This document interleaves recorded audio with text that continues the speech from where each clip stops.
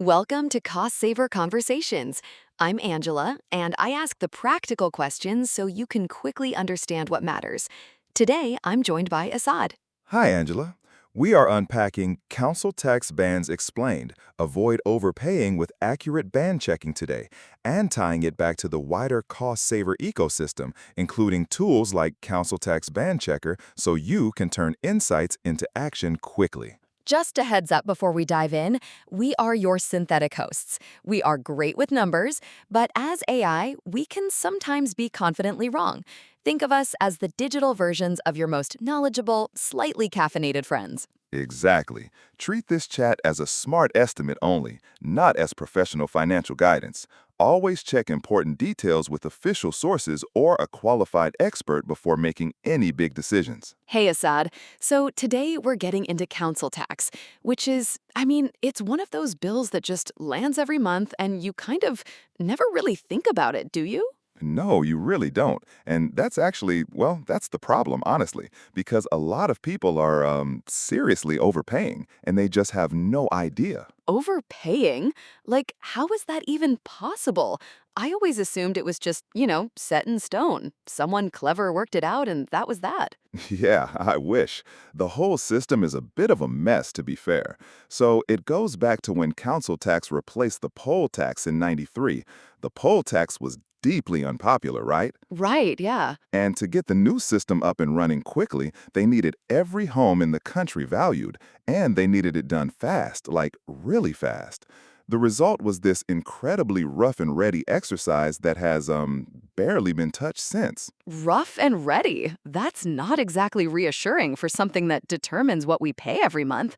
No, and here's the thing that gets people. In England and Scotland, your council tax band is still based on what your property was estimated to be worth on the 1st of April, 1991. Wait, 1,991? As in over 30 years ago? Yep, and Wales had a one-off revaluation, so Welsh homes are based on April 2003 values, which is still, ages ago. But England and Scotland, 1991. No matter how many extensions or loft conversions or, entire housing booms have happened since. Oh, so it's not what my house is worth now? I genuinely didn't realize that. And most people don't. That distinction matters enormously when you start checking your band. And because those original valuations were so rushed, industry insiders have literally called them second gear valuations. Second gear? What does that mean? It means some surveyors were literally driving past streets, slowing down just enough to look at a house, allocate a band, and move on. That's the foundation the whole system still sits on. No way. That's actually kind of mad. It is. And because of that, an estimated 400,000 households in England and Scotland are in the wrong band. 400,000. Wow, okay.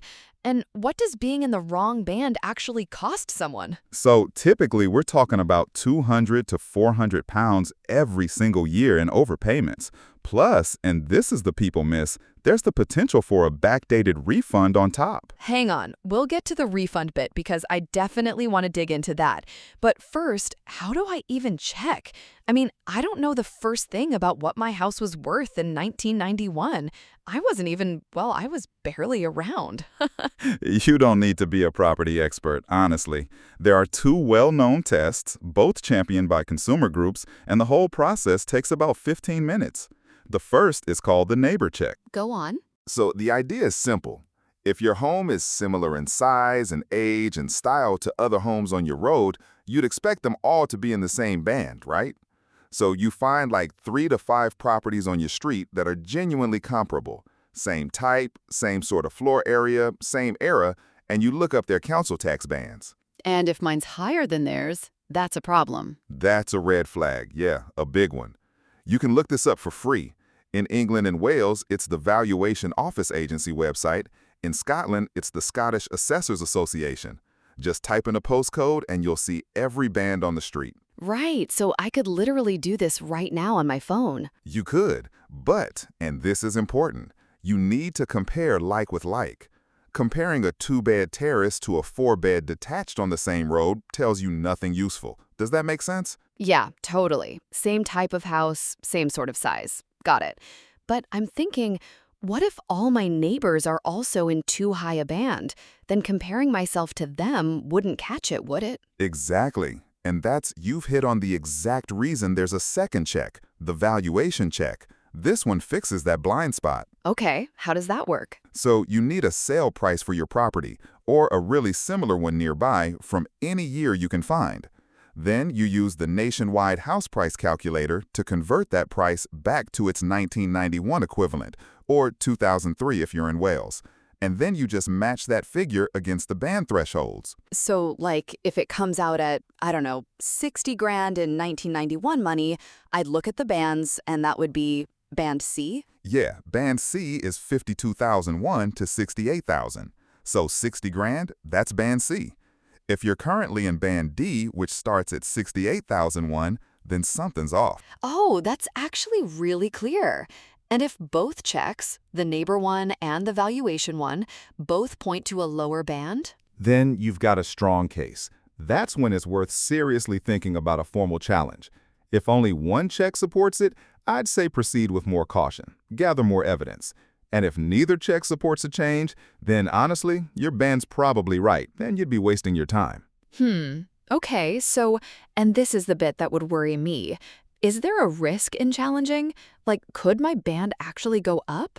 So your band specifically going up from a challenge you initiate, that's not really how it works.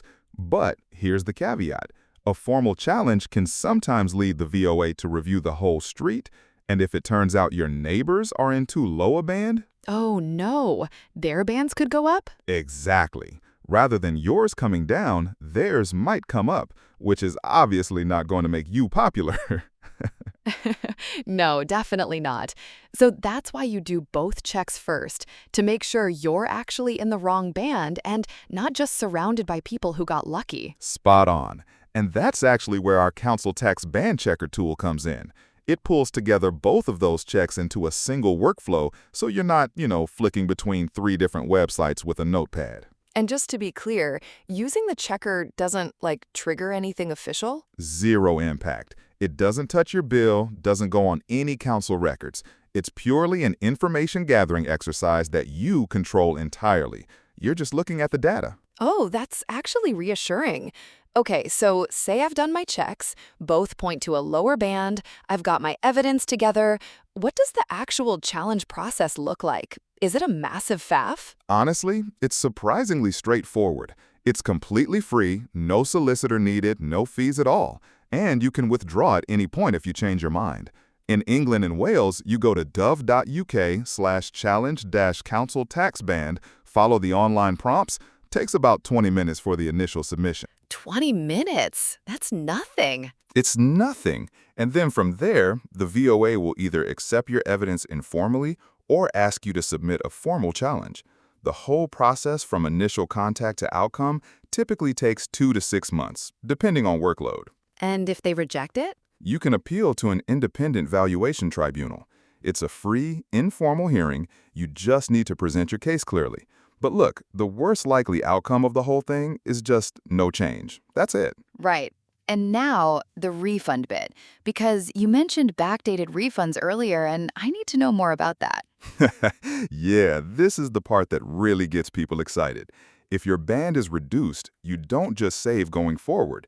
You're refunded for every year you've been overpaying, all the way back to either 1993 or the date you moved into the property, whichever is later. Wait, really? So if I've been in my house for 15 years in the wrong band? You could get 15 years of overpayments back. Yeah. That's wild. There's a great example. Sarah from Leeds.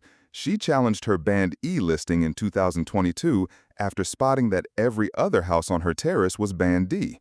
6 weeks later, her band was reduced, and she got a £2,800 refund covering the 11 years she'd lived there. 2,800? Just from doing a bit of checking and filling in a form, basically. Basically, yeah. And on top of that, she's now saving that $200 to $400 every year going forward for as long as she lives there. Have I explained that clearly? The refund is the difference between what you paid and what you should have paid, not your entire bill. Yeah, no, that makes sense. So you get back the gap between the two bands, not the whole lot. Got it. Exactly.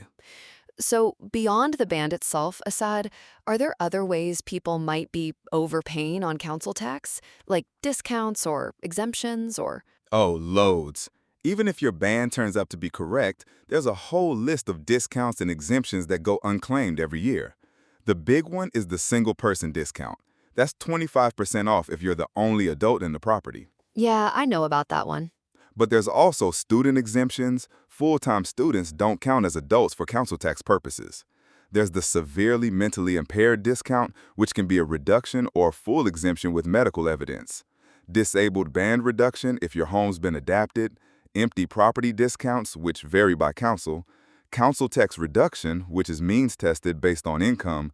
Even an annex discount, 50% off the annex portion if it's used by family. That's quite a list. I definitely didn't know about the annex one. Yeah, and each council administers them slightly differently, so you'd need to check your own council's website for the specific forms and eligibility.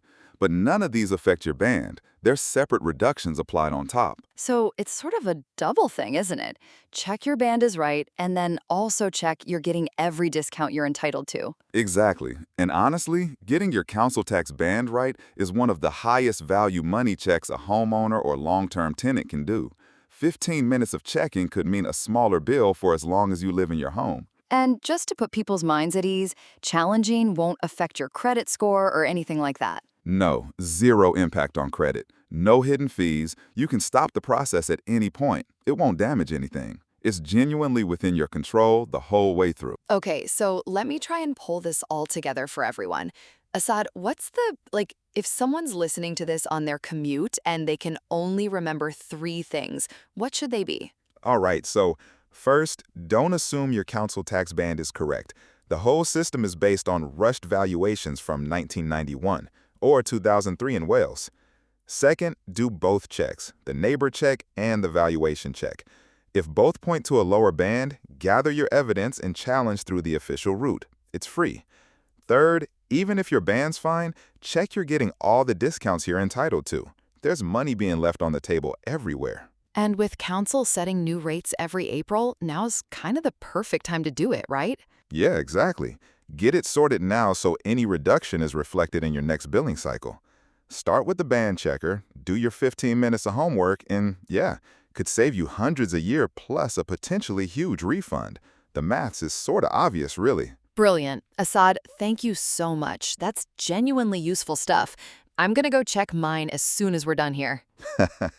Do it. Let me know what you find. Quick side note. This guide connects with other cost-saver blogs, especially Free Ways to Cut Your Energy Bills This Winter, Complete Guide to Home Insulation ROI, and UK Tax Optimizer to Traditional Tax Calculators. Exactly. And reading those together helps you connect the dots across your household budget, not just this one topic in isolation. And if you want to apply this immediately, jump into tools like Council Tax Band Checker right after this episode. Primary sources used here include Money Saving Expert and gov.uk Challenge Your Council Tax Band, so you can verify the data yourself and stay evidence-led. That wraps this cost-saver conversation with Angela and Assad. If this helped, share it with someone who could put these ideas to work this week. Your next step is simple. Try Council Tax Band Checker, then read Free Ways to Cut Your Energy Bills This Winter, and use them together to take action today.